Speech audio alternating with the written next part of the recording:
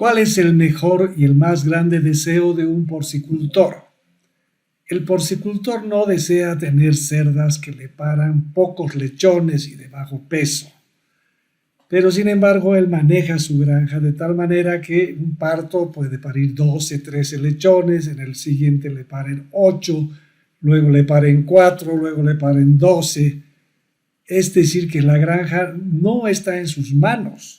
Él está dejando que la granja esté en las manos de las cerdas. Entonces busca comprar cerdas de alta prolificidad, hiperprolíficas, que paran muchos lechones, pero cuando las compra las hembras de que paren muchos lechones, tampoco tiene mucha suerte porque esos lechones que paren muchos, paren con bajo peso y se mueren. Y al final de los 14, 15, 16 que han parido, desteta 8. De modo que tampoco funciona bien la cosa. Entonces, ¿qué hay que hacer? ¿Qué tienes que hacer tú como porcicultor para lograr lo que, por ejemplo, lo logran mis alumnos? Aquí te muestro un pequeñísimo ejemplo de Hipólito en Trujillo, en el Perú, que hace parir todas sus cerdas, absolutamente todas sus cerdas, con 16, 17 y 18 lechones, y además en promedio con pesos por encima de 1.5 kilos. La mayoría de mis alumnos me informa que ya tienen partos de 1.7 y no es un parto de 4 lechones y 8 de 13 y otro parto que nacen con 1 kilo y otro que pasen con 1,5. No, son homogéneos, partos homogéneos, porque han aprendido en el curso a manejar las cerdas gestantes de tal manera que garanticen todos los partos, del primero al octavo parto, la hembra pare todas las veces 16, 17, 18 lechones y sus lechones nacen con pesos por encima del 1,5 kilos. Yo me mantengo en 1,5, que para mí es más que suficiente. Ya mis alumnos están reportando 1.7, 1.8. Perfecto. Entonces, ¿qué tenemos que hacer para que no esté en manos del azar o de las reproductoras, sino que tú manejes la granja a tu gusto y tu criterio y tus cerdas paran lo que tienes en mente? 16, 18 lechones con buenos pesos, poca mortandad, gran destete, y esos cerdos saldrán al mercado con menor tiempo y menor costo. Entonces, lo que hay que hacer nuevamente, tenerte una planillita, tienes que desarrollarte una planillita. Y esta planilla tiene que ser, como todas las granjas del planeta tienen estos registros, tienes que ser muy disciplinado en llenar este registro, que es la planillita para el parto. ¿Cómo llegar a que las hembras paren 17, 18 lechones?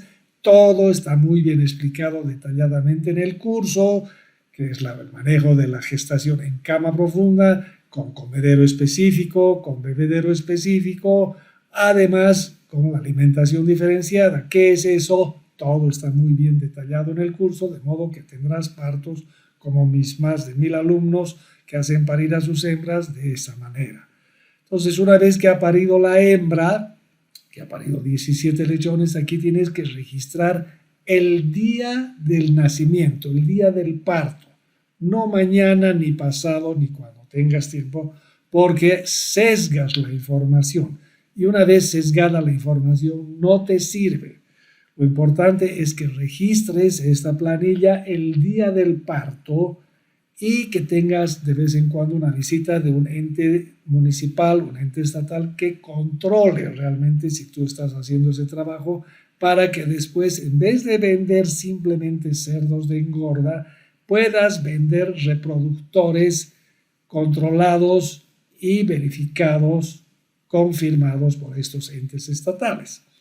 Y la base del inicio de todo este trabajo es esta planillita, donde anotarás cuál es el número de la hembra, cuál es el número del macho, padre de estos lechones que han nacido, qué parto número es de tu granja, el parto 1, el 10, el 15, el 100, el 200, en qué fecha parió y a qué hora parió, porque vamos a hacer una interacción entre la fecha de monta, que es esta misma hembra con este mismo macho, que hizo una cruza en tal fecha y a tal hora, para que puedas revisar qué porcentaje de tus hembras que cruzas en cierta hora paren en cierta hora. ¿Para qué? Para que cruces, digamos, a las 3 de la tarde y esa hembra para también en la mañana o en la tarde, pero no de noche, así que no tienes que estar trasnochando para atender los partos. Tienes que anotar también la fecha del destete. Es muy importante. Entonces, aquí anotamos el nombre, el número de la hembra, el número del macho, qué parto es, el 1, el 2, el 3, el 5, en qué fecha fue el nacimiento, a qué hora y en qué fecha fue el destete. Eso es muy importante. Ahora, yo recomiendo que primero agarren, por ejemplo, los machos y anoten el sexo. Entonces, poner el signo de Marte para todos los machos y el signo de Venus para las hembras. El fenotipo, que nos va a ayudar un poco, si son blancos de oreja parada, le ponen Y de York, si tienen las orejas caídas, L de Land, o si son Hampshire, o si son Duroc, o si son cerdos de oro, que son híbridos entre York y Land. En fin, aquí simplemente como una guía.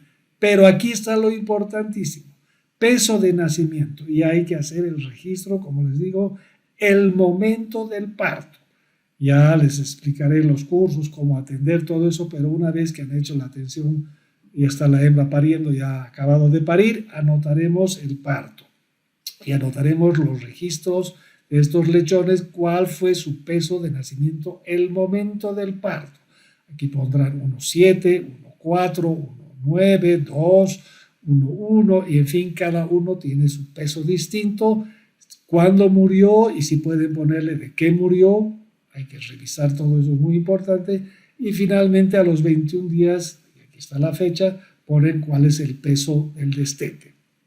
Eso es importantísimo. Esta tablita nos va a decir, esta hembra parió 13 lechones o 6 lechones y sus pesos no fueron buenos, o esta hembra parió 17 lechones con unos pesos de nacimiento increíbles.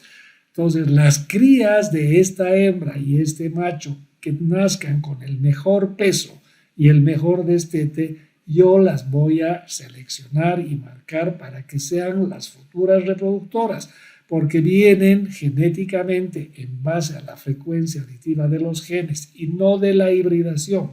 No son hembras F, son hembras L, lineal, no F que es por efecto heteróxico. Entonces, eso es muy importante que tengamos ese registro. Y entonces, en base a esa información, yo tendré una tarjetita que me hablará de la genética de mi madre. ¿Cuál es la oreja? ¿Cuál fue el padre que parió? ¿Qué número de arete? O sea, número de oreja de la hembrita, quién fue su padre, quién fue su madre, qué número de arete tiene, qué fenotipo tiene, cuándo la descartaré, por qué la descartaré, cuándo nació esta hembra. Y esta hembra tiene aquí la fecha de las montas, con qué macho cruzó, cuándo parió, cuántas hembritas, cuántos machos, cuántas momias, en fin, toda esta información me va a hablar de la calidad genética de esta mi reproductora para que sus crías sean las que con mejor peso del nacimiento, mejor peso de destete, mayor número de lechones al parto y mayor número de lechones al destete, sean las que reemplacen a estas madres. Y de esta manera va a ir mejorando. Ahora tengo que anotar las vacunas, observaciones, ustedes van a hacer su tabla a su gusto y criterio. Entonces, ¿qué va a suceder? Va a suceder que toda esa información que la tienen en la computadora, van a haber hembras que han parido 4 lechones, hay hembras que han parido 9 lechones, hay hembras que han parido 10 lechones, pero también hay hembras que han parido 14, 15, 18 y 20 lechones. Entonces, estas hembras que han parido 20 lechones, yo las voy a seleccionar a estas crías para que las reemplacen. ¿Y qué parámetros tienen? ¿Cuántos lechones al parto? Otro cuadrito van a ser del peso de nacimiento. Aquí nacieron con 600 gramos, estas las que nacieron con 700, aquí nacieron con 1 kilo, Aquí nacieron con 1,2 kg, 1,3 kg, pero también hay animalitos que nacieron con 1,800 kg, 1,900 kg, 2,100 kg. Entonces yo buscaré de las hembras que tuvieron el mayor número de lechones, las que tuvieron el mejor peso. Lo mismo haremos con los que tengan menor mortandad, la hembra que menor mortandad tiene, y cuál es el peso de destete, y siempre seleccionará esto que se llama la desviación estándar al cuadrado, que es lo que nos va a dar un avance real, que cada año que haga esto yo voy a ir mejorando. En cambio, en la hibridación, en los F1 no existe eso, porque si seleccionas una cría de una hembra F1 no te va a resultar, porque es un impacto heteróxico. Entonces eso no te funciona. Aprende a manejar tus hembras de forma lineal. Cuando lo has logrado tendrás una genética pura tuya y podrás vender tus reproductores en el mismo precio que venden las empresas de genética internacional, corroborado por el ente estatal o municipal que ha visto tu trabajo, y entonces ganarás más dinero. Aplícalo en la práctica y te irá muy bien.